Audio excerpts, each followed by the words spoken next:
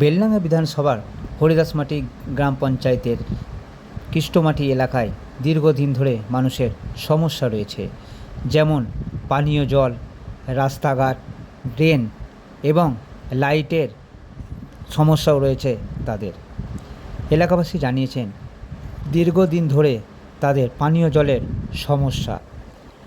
2 বছর হলো pipe line করে দিয়েছে, কল দাঁড়িয়ে আছে, কিন্তু সেই কলে জল পড়ে না। দীর্ঘদিন ধরে পঞ্চায়েতে জানিয়েছেন, কোনো সুরাহা মেলেনি তাদের। শুধু এই নয়, দীর্ঘদিন রাস্তার সমস্যাতেও রয়েছে তারা। একটু বৃষ্টিতেই হাঁটু অবধির জল হয়, রাস্তা ভেঙে গেছে কোনো রকমভাবেই। বারবার বলার পরেও পঞ্চায়েতের কেউ আসেনি একবার দেখতে বা মেরামতের কাজে। শুধু তাই নয়, সরকার যে 1,500 টাকা করে দিচ্ছে মা বোনদেরকে, তাদের টাকার কোনো দরকার নেই। দরকার শিল্প, তাদের বাড়ির ছেলে বা স্বামী যেন কাজ করে খেতে পারে, এমনটাই দাবি করছেন এলাকাবাসী। আমি বলবো জলের সমস্যাটা কৃত্রিম, কারণ হরিদাসমাটি অঞ্চলের মধ্যেই পশ্চিমবঙ্গের একটা সবথেকে বড় প্রজেক্ট জলের, গঙ্গার জলের, সেটা কিন্তু হরিদাসমাটিতে। কেন এটা হচ্ছে, ডিপার্টমেন্টের সঙ্গে সরকারের এটা বোঝাপড়া করা যে কেন এই জলটা পাচ্ছে না, যেখানে এত বড় প্রজেক্ট রয়েছে কেন জল পাবে না, এটা দেখা উচিত এবং এটা সলভ হয়ে যাবে। কোঅর্ডিনেশন নেই, ভালো যদি কোঅর্ডিনেশন থাকতো তাহলে এখানে জলের সমস্যা হওয়ার কোনোই কারণ নেই। আর রাস্তাঘাট যদি বলেন, রাস্তাঘাট আমিও ঘুরছি, রাস্তাঘাট হচ্ছে এটা ইউনিভার্সাল সমস্যাটা পশ্চিমবঙ্গের। এখানে সমস্যাটার কারণে যেতে হবে, কারণটা হচ্ছে মেনটেন্যান্স নেই। আপনি যদি বছরে 100 কোটি টাকা খরচ করেন, আপনাকে 60 কোটি টাকার মেনটেন্যান্স করতে হবে, আর 40 কোটি টাকার আপনি নতুন রাস্তার কাজ করুন, তবে তো আপনার সম্পদ যেটা তৈরি করেছেন সেটা টিকে থাকবে।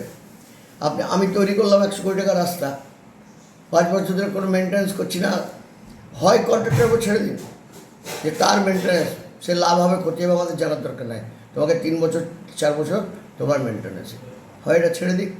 এখন করেছে, কিন্তু সেটারও কড়া সুপারভিশন নেই। এই কারণে হচ্ছে, আর নিকাশি ব্যবস্থার সম্পর্কে আমরা দায়ী। আমরাও খালি জায়গা রাখছি না, সবই ভরাট করে দিচ্ছি। জনতার মধ্যে থেকে যদি এর প্রতিবাদ না হয়, জাগরণ না হয় জনতার, তাহলে কিন্তু নিকাশি ব্যবস্থার সংস্থা দূর করা, মানে আমাদের এখানে খুব ডেন্সিটি, তো পপুলেশন ডেন্সিটি মারাত্মক। একটু আগে আসছিলাম এই এলাকা দিয়েই রোড শো করে, কোনো জলা বাকি নেই ভর্তি হতে। মনে হচ্ছে আমরা কোন জায়গায় চললাম, শুধু বাড়ি আর বাড়ি, ফাঁকা জায়গা বলে কিছু নেই, থাকবেও না। তো এই আলোচনা হচ্ছিল আমার ছোটো ভাইয়ের সঙ্গে, এখানে বিশুর সঙ্গে, সবই ওই রকম, সব দখল, মানে বিক্রি হয়ে যাচ্ছে, বাড়ি হয়ে যাচ্ছে। এবং বহরমপুরের মতো শহরে 8 তলা 9 তলা 10 তলা হচ্ছে, হোক তাহলে প্রপার যায়, একদম নিয়ম মেনে হোক। এটা কতটা কি নিয়ম মেনে না মেনে সেটা আমি ডিটেলস বলতে পারবো না, এর মধ্যে কারো বদনাম করা জোর করে উচিত না আমার। তবে আমি আমার ক্ষেত্রে বলতে পারি, আমি ক্ষমতায় এলে আমি বেলডাঙ্গাকে যেভাবে চালাচ্ছিলাম ঠিক সেইভাবেই আবার চালাবো, তাতে ক্ষমতা থাকলেও চালাবো, না থাকলেও চালাবো। এগুলো অভিযোগ একেবারে থাকবে না কোনো দিন, এটা হয় না। অভিযোগ থাকবে এক একটা, সেগুলো দেখার লোক দরকার, সুপারভিশন দরকার, কড়া সুপারভিশন। ঘর যার পাওয়ার দরকার সে কেন পাবে না? একটা টোটাল সার্ভে হোক, যে সার্ভে দিয়ে প্রথমেই একটা লিস্ট করা হোক যে এদেরকে ঘর দিতে হবে, সেই লোকগুলো যেন বাদ না যায়, এইটা দেখতে হবে। এর মধ্যে ধরুন লোক তো, আমি কি বলবো, আমাদের সব লোক ভালো, সব রকম লোকই থাকে রাজনৈতিক দলে, কিন্তু কন্ট্রোলটা ঠিক রাখতে হবে। তবে এগুলো করে আমার বেলডাঙ্গায় বলেনি। বেলডাঙ্গায় আমি যতদিন ঘর, আমি 3,490টা ঘর দিয়েছি শহরে, 3,43,000 টাকা বেনিফিশিয়ারি পেয়েছে আমাদের কাছ থেকে, আর বেনিফিশিয়ারি মানে কমিটমেন্ট ছিল 25,000 টাকা। মোট 3,68,000 ঘর, 3,490টা ঘর দিয়েছি। কেউ বলতে পারবে না যে দোতলা বাড়ি আছে আমার কাছ থেকে ঘর পেয়েছে। এবং প্রত্যেকটা ঘর আমি নিজে সুপারভিশন করতাম। আর কারা ঘর পেয়েছে বলুন তো, মানে পরিচারিকা, আমরা যাদেরকে ঝি বলি, বাংলা ভাষায়, কিন্তু পরিচারিকা ভদ্র ভাষায়, রাজমিস্ত্রি, ডেলি লেবার এবং মাইনরিটি কমিউনিটির মধ্যে বিড়ি বাঁধা মহিলা, তারা কিভাবে ঘর পেয়েছে খোঁজ নিন। তারা ওই 25,000 টাকা বেনিফিশিয়ারি কন্ট্রিবিউশন দিতে পারেনি। টাকা জোগাড় করে আমি 25,000 টাকা করে তাদের নামে হয়তো 10 জনের নামে জমা করেছি। সেই জমা করে টাকা তাদের ডিসবার্স হয়েছে, পেয়েছে, তখন 25,000 টাকা তারা আবার যেভাবে ধার দেনা শোধ করেছে আমাদের। এইভাবে একটার পর একটা লোককে ঘর দেওয়া করেছি। কোনো লোক বলতে পারবে না যে আমি কারোর কাছে চা খেয়েছি এক কাপ। এটা আপনারাও হয়তো জানেন। আজকে তারই সুফল। অনেকে বলে না প্রতিদান দেয় না মানুষ, মানুষ প্রতিদান দিচ্ছে। বেলডাঙ্গার আমি জিতবো মনে হচ্ছে, ভাবছি নিশ্চিত। না, ভোটের তো শেষ কথা কেউ বলতে পারে না, কিন্তু মানুষ আমাকে বলছে জিতুক হারুক আমরা ভালো ক্যান্ডিডেট পেয়েছি। কী হবে একটা পুরুষ টাকা। আজকে একটা মহিলার অসুস্থ আছে বাড়িতে, বৃদ্ধা, তার মাসে কত টাকার ওষুধে খরচ হয় বলুন, ডাক্তার আর ওষুধে, এটা কিছু না। এবং যারা ইয়ংরা পাচ্ছে তারা আইডল হয়ে যাচ্ছে। একটা বসে থেকে যদি 15 টাকা পাওয়া যায় কোনো কাজ না করে, এটা কাদের পাওয়া উচিত? যারা উপযুক্ত, যাদের কোনো সোর্স অফ ইনকাম নেই, তারা পাবে। আমার মতো ঘরের লোকেরাও পাচ্ছে। এটা কীরকম কথা? এই যে বলে আজকে একটা অভিষেক ব্যানার্জির স্টেটমেন্ট দেখছিলাম, আমরা পশ্চিমবঙ্গে একটা ঘরে যদি 5টা মহিলা থাকে তাকে 5 জনাকেই আমরা ভাতা দিচ্ছি। বিজেপি তো সব বেছে বেছে দেয়। হ্যাঁ, এটাই উচিত। যার অভাব আছে, যার চলে না, তাকেই দিতে হবে, তাই না? কোনোদিন ভাতা কি যে ধনী লোকের জন্য? ভাতা যার চলে না, একটু সাপোর্ট দেওয়া, ফিনান্সিয়াল সাপোর্ট দেওয়া, সেটাই করা উচিত। কিন্তু আজকে আমি অভিষেক ব্যানার্জি দেখছিলাম এক জায়গায় স্টেটমেন্ট, কোন টিভিতে খেয়াল করতে হচ্ছে না সকালে, আমরা এক বাড়িতে 5 জনকেই দিচ্ছি, বিজেপি তো তা করছে না, বেছে বেছে দিচ্ছি। আমি বললাম অবশ্যই যে ডিজার্ভিং তাকে দিতে হবে, যে ডিজার্ভিং নয় তাকে দেবো। তাহলে আমার ডেভেলপমেন্টের জন্য, ইনফ্রাস্ট্রাকচার তৈরি করার জন্য টাকাটা আসবে কোথা থেকে রাজ্যের? এটা বুঝতে হবে। রবিউল আলম চৌধুরী আমার স্নেহধন্য ভাইয়ের মতো। আপনি বোধহয় এটা দেখেছেন যে বেলডাঙ্গায় কোনো রাজনৈতিক কারোর সঙ্গে কুটকাচালি হচ্ছে না আমার। আমি রবিউল আলমকে, ছোটো ভাইকে বলতে চাই, 22টা রাজ্যের খোঁজ নাও। ভারতবর্ষে 22-23টা রাজ্যে বিজেপি রাজত্ব করছে। বিজেপি শুধু প্রতিশ্রুতি দেয় না, কাজ করে। শুধু ইন্টারনাল কাজ না, আজ বিদেশে ভারতের ইজ্জত কোন জায়গায়, ভারতের প্রতিষ্ঠা কোন জায়গায়, এটা রবি তুমি একটু পড়ো, কাগজপত্র দেখো, ইন্টারন্যাশনাল পত্রিকাগুলো পড়ো। ভারত আজকে 4র্থ শক্তি, আগামী দিনে আমরা 3য় শক্তি হতে চলেছি। এবং 47 সালে 2047 ভারত বিকশিত ভারত হবে।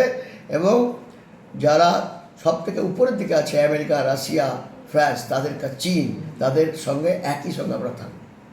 টাকার হিসাব দেবে না। আমি যদি বাড়ি থেকে, বাবা আমাকে রোজ টাকা দেয় বাজার করার জন্য, আর একদিনও যদি হিসাব না দিই, তাহলে বাবা বলবে আর ওকে দিয়ে লাভ নাই, আরেকজন অন্য কোনো ছেলেকে খুঁজবে যাকে হাতে টাকা দিলে সে ঠিকমতো হিসাব দেবে। এটা স্বাভাবিক প্রক্রিয়া, এটা সংসারের মতো। এটা ভাবুন না, এটা বড় সংসার। আমার দেশটা একটা বড় সংসার। তাহলে রবির উত্তর আমার এই কথাগুলি পেয়ে যাবেন। সমস্যা সারা পশ্চিমবঙ্গে যেমন সমস্যা, হরিদাসপাটি অঞ্চলের গোটা অঞ্চলের সমস্যা। হরিদাসপাটি অঞ্চলে যে সমস্ত রাস্তাঘাটগুলো তৈরি হয়েছিল খুব ভালো জায়গায় ছিল, জল প্রকল্পের নামে যে খাম করে দিয়েছে, কেটে কুটে দিয়েছে, সেই জায়গাগুলো আর রিপেয়ার করেনি। পিএইচের কাজ জল প্রকল্পের নামে খাম করার পরে, খুঁড়ে দেওয়ার পরে, পাইপ বসানোর পরে, তারপরে আবার রিপেয়ার করে দেওয়া। আজ 2-4 বছর হয়ে গেল, আজ পর্যন্ত সেগুলো রিপেয়ার করেনি। পশ্চিমবঙ্গে এরকম করে শুধু এই রাস্তা না, সমস্ত রাস্তার পরিস্থিতি এইরকম। 6 মাস পরে আবার রিপেয়ার করতে হয়, আবার পিচ ঢালাই করতে হয়।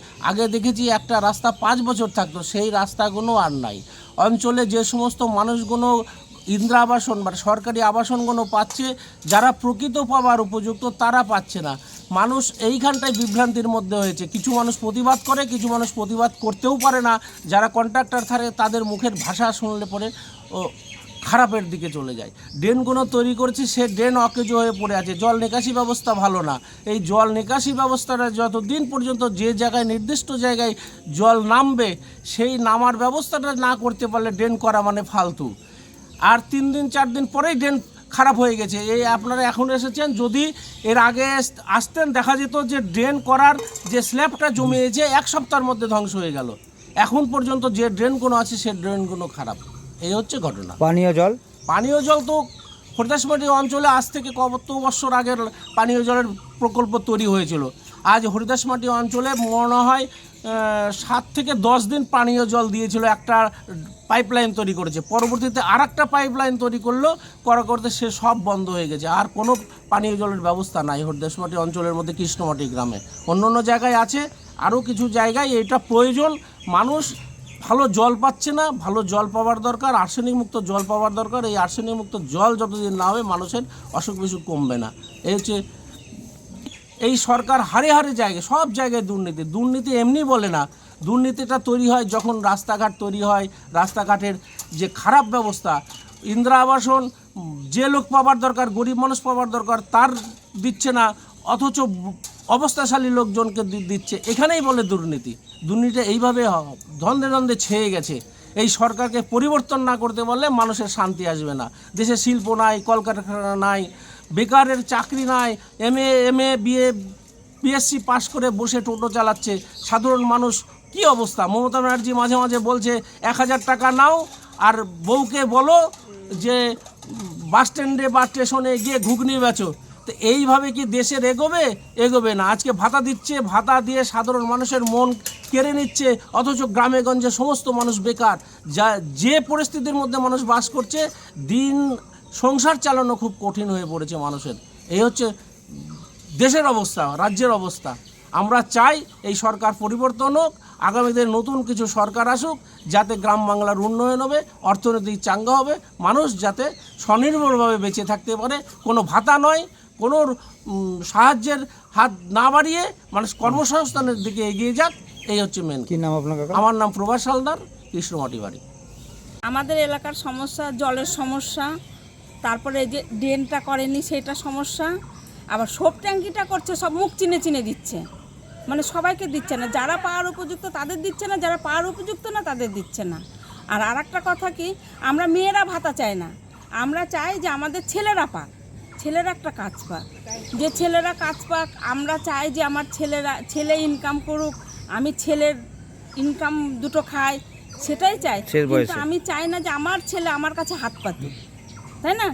এটা কেউই চায় না, কিন্তু সেটা কেন করছে না? এই ভোটের আগে শুনছি এই করবে, ওই করবে, সেই করবে, কিন্তু তারপরে ভোট বেরিয়ে গেলে তখন কোনো কিছুই না। এই আমাদের সমস্যা। আর আমরা শুধু চাই যে আমাদের ছেলেরা কাজ পায়, আমরা টাকা চাই না। ঠিক আছে। ড্রেনের সমস্যা তো ড্রেন তো করেই নি তো, ওই দিকটা অর্ধেকটা ড্রেন করেছে। সে ড্রেন করার থেকে না করা ভালো, মানে না করলে তো ড্রেনটা যে এবার মানে ড্রেনটা যে হলো, তাহলে তো একটা গড়ানোর জায়গা চাই তো, একটা যে কোনো একটা জায়গাতে ড্রেনটা করে তো শুধু তো ফালতু, আরও মানে জীবাণু হচ্ছে তো, লোকের অসুখ বিসুখ এটাই তো বেশি হচ্ছে, মশা হ্যান ত্যান এগুলো হচ্ছে। হ্যাঁ, বাড়িতে আগে আসতো, সেগুলো এখন বন্ধ হয়ে গেছে, এখন এগুলোও দিচ্ছে না। আর তো বলছি তাহলে এই রাজ্য সরকার কাজ করেনি? রাজ্য সরকার কাজ করছে কোথাও, যে দিচ্ছে ভাতা দিচ্ছে, মায়েদের ভাতা দিচ্ছে, ছেলেদের বসিয়ে রাখছে, ছেলেরা বসে রান্না করুক ঘরে, আর মায়েদের ভাতা দিচ্ছে, এই তো কাজ। আর আমরা আমাদের মেয়েদের সকাল হলে বাসন মাজতে যেতে হচ্ছে পরের বাড়িতে। আর আপনাদের পাড়া কি ডেভেলপ হয়েছে, উন্নয়ন হয়েছে? জল, পানীয় জলের ব্যবস্থা কিছু হয়েছে? ওই তো দিয়েছে, কল আছে জল নেই, কল আছে জল নেই।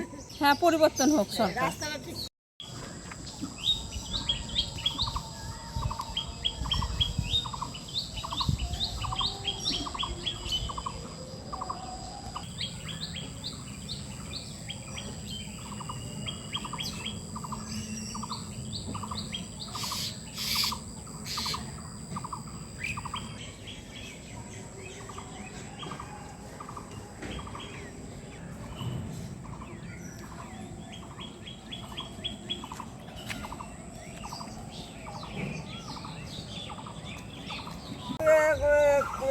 এবার সবাই তো পরের বাড়ি বাসন মাজতে যেতে পারে, সবাই কিন্তু যেতে পারে না।